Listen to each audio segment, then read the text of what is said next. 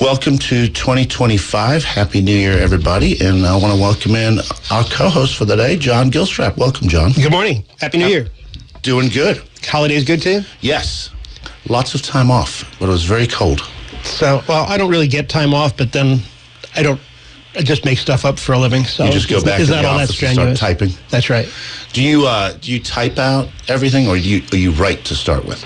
This time around, it was mostly typing. I sometimes will go and write it out, which is kind of nice because that builds in an extra draft because you can't turn in handwritten stuff. Right. So, I think do we have the right mic on? Yeah, we do. All right. Well, I want to thank Colin for helping us with the technical aspect. He'll be running the board for us, so it won't be as bad as it usually is. In this first segment, I do want to welcome my friend and fellow delegate, Kathie Hess Crouse. Kathie, can you hear us? I sure can. Happy New Year, Mike and John. Happy New Year too. So, Kathie, you and I had a conversation about a week or so ago. I got a call from a constituent regarding an issue they were having with virtual schooling. They were very happy in the virtual school program in our county, but, they were maybe a little behind on their vaccinations. And you and I had a conversation about how hard it was to get a medical exemption. And even though you virtual school, you have to meet the vaccination requirements of most of the counties, correct? Correct. If it has anything to do with public school, the child must be fully vaccinated. Private school also. So when it comes... Last session, we had a bill that went through the House and the Senate, and then it got vetoed by the governor. It originally started out making just virtual schools exempt, and then it kind of Christmas treed out and made all schools exempt, or all school children. Can you speak to us about the process for homeschoolers, for virtual schoolers, and that vaccination, trying to get a medical exemption, how that works? Well, if you are a homeschooler, you do not need to get a medical exemption or any exemption whatsoever, because homeschoolers are not required to be vaccinated, and many are not. And that's a lot of time, that's the reason parents do homeschool, is because they cannot get an exemption for one or all shots, so their only choice is to homeschool. Now, to go through and get an exemption for public school or private school or even virtual school, it has to go through the state medical officer. That's the only person that's able to give the exemption, and they're extremely hard to get. And they have to show a prior injury to even get one or even be considered for one. Prior injury of, hi, this is John. Prior injury in what way? From a vaccination. And that's really hard to prove, correct? Correct. It's hard for parents to get health officials to agree with them that it was from a vaccination. Well, I'm lost in the logic here. Excuse me. What is the fundamental difference between homeschooling and virtual schooling? I mean, you're interacting with exactly the same number of people. Correct. So, truthfully, there's no difference. Virtual schooling is through the public school system, though. It is paid for by the public school system. It's all through public school. It runs on the public school schedule, everything. It is a part of public school. And same with charter schools. And it's free, correct? It's free, yes. So it's paid for by the taxpayers, essentially. So virtual schooling is something, obviously there are going to be some issues with kids who are handicapped and can't make it to the school, but is this an option that's open to any student who just wants to sit in front of his computer and learn instead of going to the classroom? To an extent it is. I believe there are cutoff deadlines to get into the virtual schoolings at times. There's, I think, also a limit on the amount of children for certain counties. Some of them have limits. So it's not as easy as saying, okay, I don't want my child at the school anymore. Starting tomorrow, we're just going to virtual school. You can't just pick it up like that. So let's say I do want to remove my child from a public school, and I want to, let's not say virtual, let's say I want to be a homeschool parent. What's that process like, Kathie? And is that something I can do mid-year if I chose to? You can do it at any point in time that you want to. You can decide today that I want to homeschool my children. I no longer want them in public school. I'm going to take this on myself, and you can file a notice of intent and homeschool starting today under Exemption C. Now, if you want to do Hope Scholarship, that process is a little bit longer. The child has to stay in public school until the application is approved. It can take up to 45 days. And then at that point, they can pull out and begin their Hope Scholarship homeschooling. And what does a normal homeschool mom or dad look like in West Virginia, Kathie? Do you have to have vast knowledge of all of these subjects, or how do you decide that you can be a teacher? You know what I mean? What are the resources you have? Oh, the resources are plenty. I mean, they're everywhere, and they're more and more every day. My children, we did some book work early in the beginning, the normal Abeka. We later on switched to Bob Jones University homeschooling material. And then later on after that, we ended up going with an online program. So there were things that I felt very comfortable teaching, and there were things that I wanted them to have a little bit more in-depth on that somebody else could teach a little bit better, and we found that on some of the online programs. My daughter wanted to learn a foreign language, so she did that through an online program. My son usually did his math through a CD computer-based program. It was something that worked very well for him. And so we just found what worked best for us during different points in time. And that could change. It could change mid-year even. And a lot of parents do that. A lot of parents stick with a single curriculum throughout the whole time. Some people stick with the Becker from the time they start to the time they end. Some stick with different curriculum. The curriculums out there, there's just hundreds, if not thousands, out there. And the parent gets to pick the curriculum, correct? Correct. And who sets all these curricula? Is it set by the state, or does the state have nothing to do with it at all? The state has nothing to do with it. Okay. It's none of their business. And then if I have a very gifted child, is there possibility of graduation early and going to college early, those kind of things? Absolutely. I tell parents all the time, meet your child where they're at and move them as quickly or as slowly as their ability is. So you can pull a child out mid-year, 5th grade. Maybe they're acting up in school because they're bored. Well, you get them home and you find out they're working on, middle school, early high school level, and you work them through that. They may graduate early, depending on what the parent feels, and if they've completed all the tasks that they need to, all the subjects that they need to, and everything. Maybe they get into college early and start. There's no reason to hold them back if they're able to do it.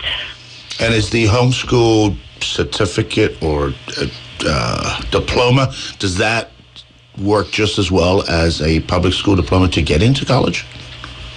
Yes.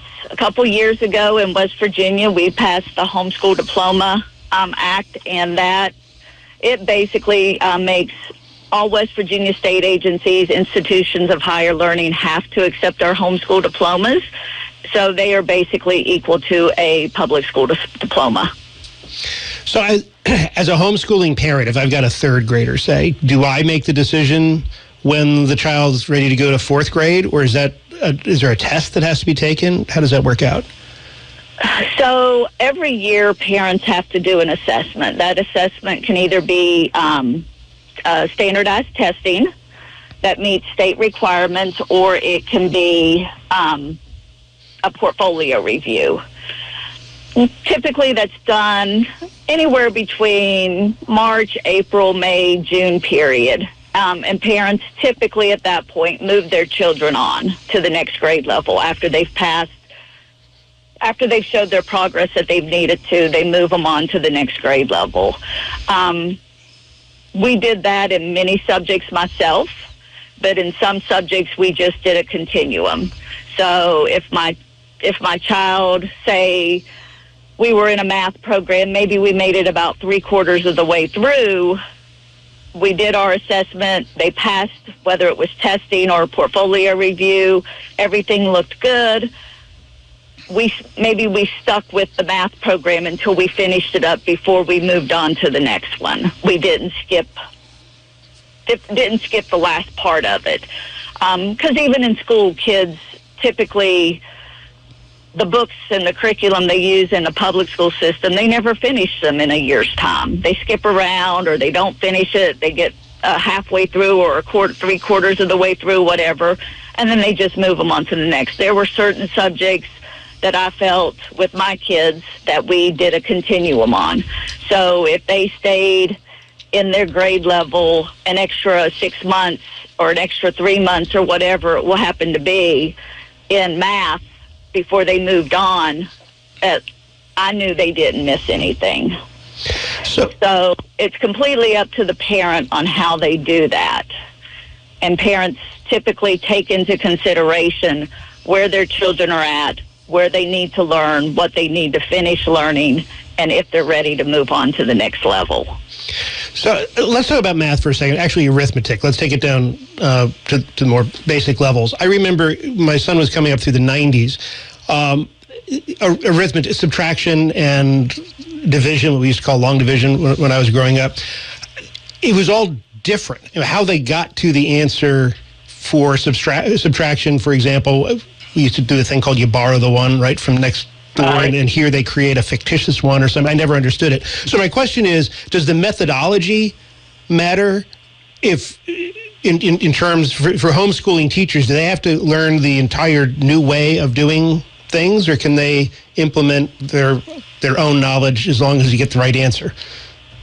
As long as you get the right answer. I absolutely refused to go with Common Core with my children, and we did not do it, and my children did not learn Common Core. I felt it was useless, and I felt it confused children more so than anything. Other parents, maybe they're happy with Common Core and they want to go that direction. They can.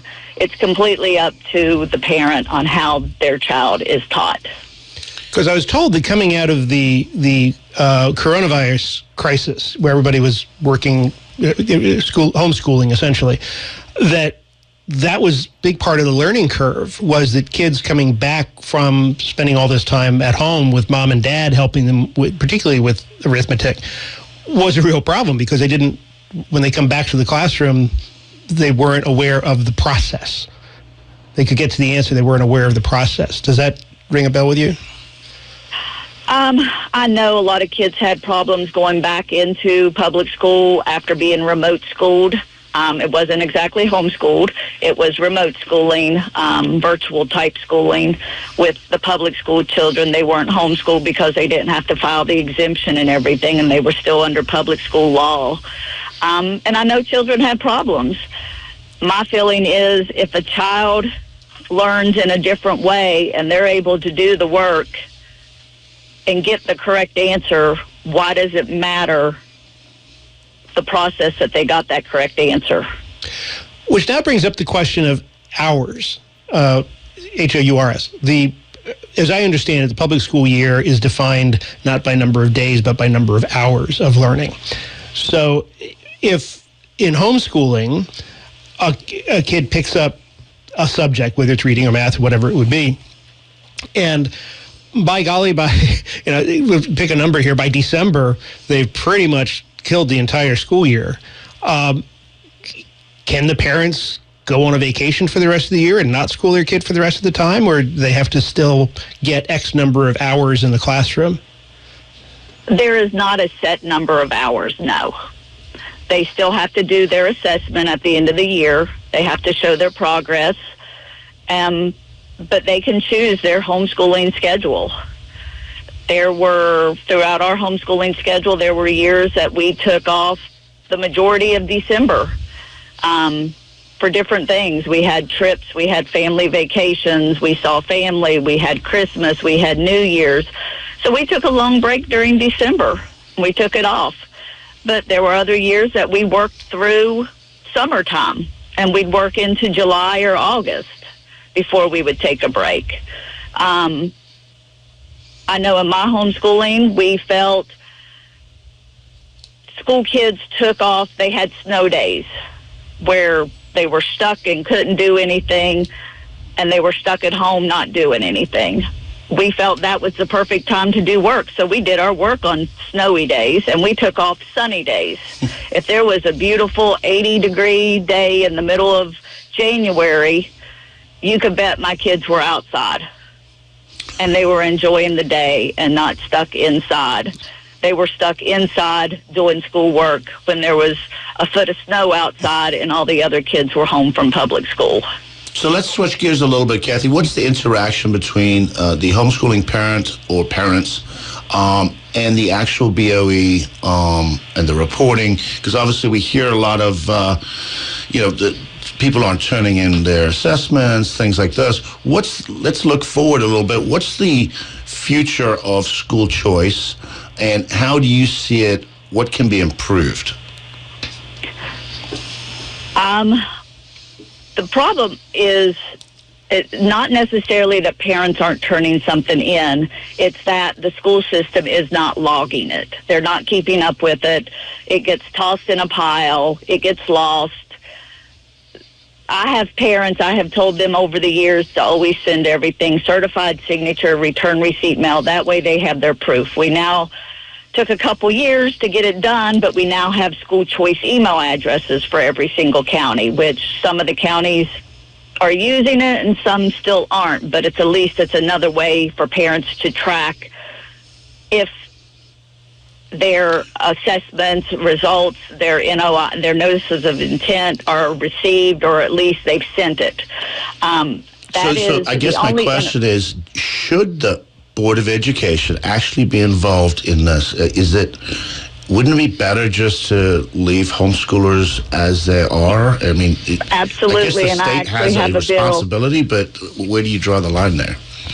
I have a bill that will update the homeschooling law. I'm hoping to get it through this session. It will continue with the notice of intent, so the parents will still have to file and say, hey, I'm homeschooling my child under Exemption C. They will still have to do a yearly assessment, be it portfolio review or standardized testing. It will open up the standardized testing to a few more tests, though, because right now we're limited at 2 tests. And it will open it up to several more that other states are allowed to use also. And then parents will still have to keep everything in their files for 3 years. So if the Board of Education ever feels the need that they need to check up, they can get that court order and look at everything. But other than that, there will be nothing else that they'll have to turn into the school system. They'll have to have no other interactions with the boards of ed. Nothing. And then the Board of Ed wouldn't have to spend money or do anything to keep files and all that stuff. So it would actually help both sides, correct? Correct. Yes. And parents would still have to keep all their assessment results in their files at home, so they have it if it's ever needed or requested. And I think it's a win for everybody. So with Governor Marcy coming in, he obviously on his campaign trail, he did talk a lot about school choice. What do you think that means? You don't have to speak for him, but as a homeschooler and somebody who's been very vocal about school choice, what do you think that means moving forward? I believe that means we are going to move West Virginia forward even more, giving parents more options, more abilities, and opening up the interactions between all the different school choices. Right now, it's really hard a lot of times for parents who maybe want to have one class at the public school. They want their child in for one class that they feel that they need. It could even be something as simple as FFA, And we have children across the state that are having problems, even though they're supposed to be allowed to take them. They have issues getting in to take them, or maybe they're not vaccinated, so they can't get into the school to take a class.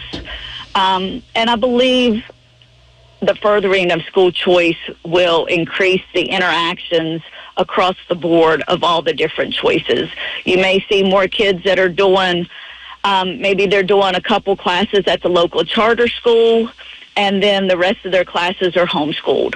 Or maybe you see them doing part-time private school and part-time public school.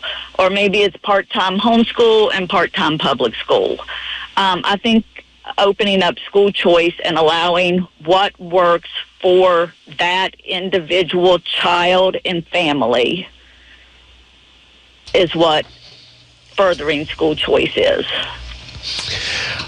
I want to double back. We're running a little short on time here, but I want to double back on the business of vaccinations. Do we have a number for what percentage of homeschool kids are not getting vaccinated, or what percentage are? That we do not. That is a personal and private choice, and it doesn't have to be reported anywhere. Do you think that's the main reason people homeschool, or do you think that's just one of many? It's one of many. Okay. When we started homeschooling, it had nothing to do with vaccinations. Absolutely nothing. It was because they were letting a teacher and an aide stay in that were abusive to kids. And I said no more, and we pulled out at that point. Later on, we decided to quit vaccinating. So my children were vaccinated up to the point for them to get into school, and they've not been vaccinated since. So it's different for every parent. Is homeschooling possible from the very beginning, from pre-K, if that's a requirement, all the way through, so the kid never actually sets foot in a school building? Absolutely. My daughter, actually, she did 1 year of pre-K with the public school and was supposed to start a second year when I pulled her out. So she did a second year of pre-K at home, and then everything kindergarten through graduation homeschool. And my son, when I pulled him out, it was his first day of first grade that I pulled him out. So he did first grade through graduation. Some kids never step foot in a public school. Other kids, maybe they public school all the way through middle school, and they start homeschooling in high school. It is completely different for every family, and sometimes even different for each child in the family. And what about the social element, particularly as kids get older into their teen years? We're social creatures. We need to interact with each other. Are there homeschool proms, for example? I mean, it's absolutely. Socialization is the biggest stereotype that we run across, or unsocialization, I should say. And it's entirely far from the truth. During COVID, none of the high schools were having prom, if you remember. They were all canceled. Guess who had prom? Homeschoolers did. And you know how I know that? Because we had it at my house on my farm. I had 150 homeschoolers and probably about another 40, 50 parents watching over and making sure everything ran good and everything on my farm for a prom in the middle of COVID. Kathie, I want to thank you for your time today. I really appreciate it. We are up against a break, so I want to thank you so much for joining us, and I appreciate your time. We will see you in a couple of minutes. Matt Roebuck joins us next.